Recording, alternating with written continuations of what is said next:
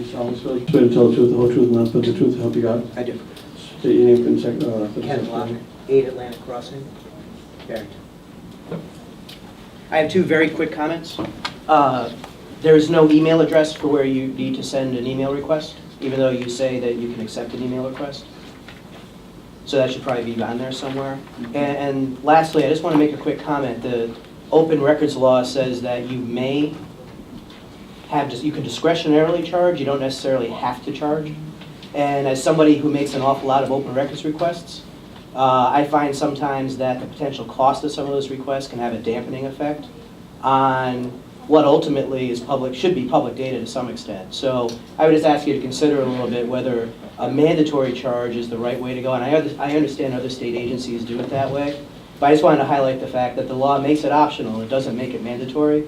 And I think that ultimately some of the pricing that goes on to some requests has the net effect of dampening the ability of the public to get at some data.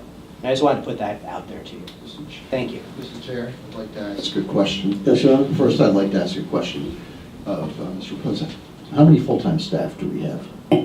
There were 12 total between campaign finance and the election. How many are in campaign finance? 4. So there's 8 people in election, There were 5. plus 5 plus the administrators. So we only have 5 people to answer these requests, is that correct? That would be correct. Okay. So, and in fact, Mr. Block has made several requests of us that we've honored thoroughly without any request for payment, is that correct? That's correct. Yet once we were asked to provide all the mail ballots in a rep district, we weren't even paid for that one. That is also correct. Well, it seems to me we should have a consistent policy, Mr. Block, wouldn't you think, of, I mean, if state time is being used, shouldn't people pay for that? That's what the open records law says. Isn't that reasonable? Well, it says that it's an optional charge, it's not a mandatory charge. We have 8 That's- people. Mhm. Those 8 people are in charge of the entire elections operation. That's actually 5, when you take out the administrators.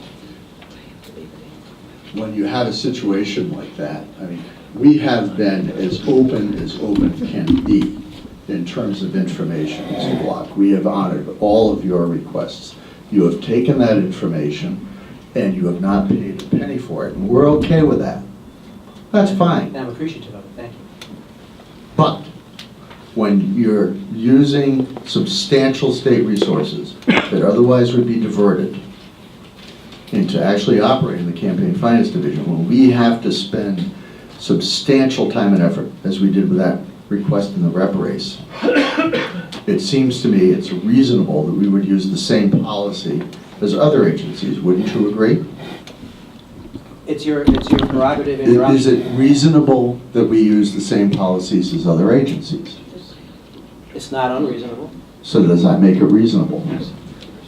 It's your option to do. So it is reasonable. It's your option. It is reasonable. That's a simple question. It requires a simple answer. For me personally, I think that there should be a threshold on how much work is involved. Did we say that we weren't going to impose a threshold? I haven't seen that it mentioned here all that much. No. Is there any evidence that we would ever set a zero threshold for that? Seems to me we've cooperated with every request that's been made by you. I'm And we've arguing, never charged you a dime.